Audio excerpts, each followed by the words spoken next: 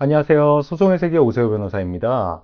오늘 다룰 사건은 고속도로 갓길에서 쌍방 폭행 중에 어느 한 명이 사망했는데 이에 대해서 법원이 폭행치사죄는 무죄라고 판단한 사건입니다. 화물차 운전자 A씨와 승용차 운전자 B씨가 고속도로를 운전하고 있었습니다. 근데 이 두 사람은 차선 변경 끼어들기로 시비가 붙었습니다. 그래서 이 두 사람 모두 갓길에 정차하고 차에서 내려서 몸싸움을 벌였습니다. 그 와중에 이제 화물차 운전자 A씨는 B씨 위에 B씨를 이제 넘어뜨리고 올라타기도 했습니다. 막 눌렀습니다.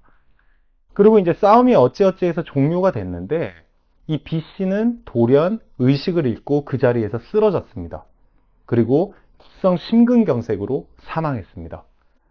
국가수 부검 결과 이 B씨는 평소에 고도의 심장 동맥 경화증이 있었습니다. 즉 이거를 원래 있던 질환이라고 해서 기저질환이라고 합니다. 그래서 이런 심장에 기저질환이 있었습니다. 그리고 이제 사인으로는 심장병에 따른 급성 심근경색으로 판명이 났습니다. 검사는 이 가해자 A씨를 폭행치사죄로 기소를 했습니다. 폭행치사라 함은 애초에 이제 죽일 마음은 없었으나 상대를 이제 죽이겠다 이렇게 한 건 아니지만 폭행 중에 사망했기 때문에 폭행치사다 이렇게 판단해서 기소를 한 겁니다.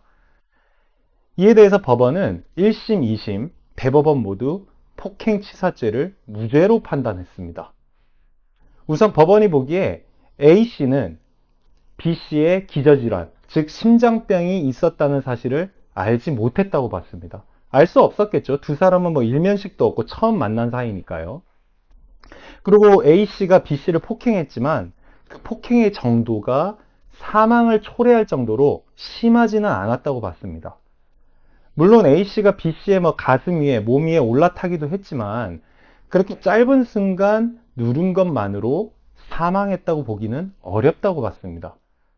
그래서 결론적으로 이 가해자 A씨에게는 B씨가 이 폭행으로 사망하리라고 예견할 수 없었다. 그리고 B씨에게 이런 심장병이 있었다는 사실을 알 수 없었다. 즉 예견 가능성이 없기 때문에 사망에 대한 책임은 없다고 봤습니다.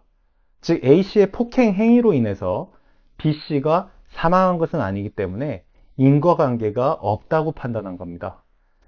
물론 폭행치사죄는 무죄가 나왔지만 폭행한 것은 사실이기 때문에 폭행죄만 유죄로 인정된 사건입니다. 소송의 세계 오세호 변호사입니다. 감사합니다.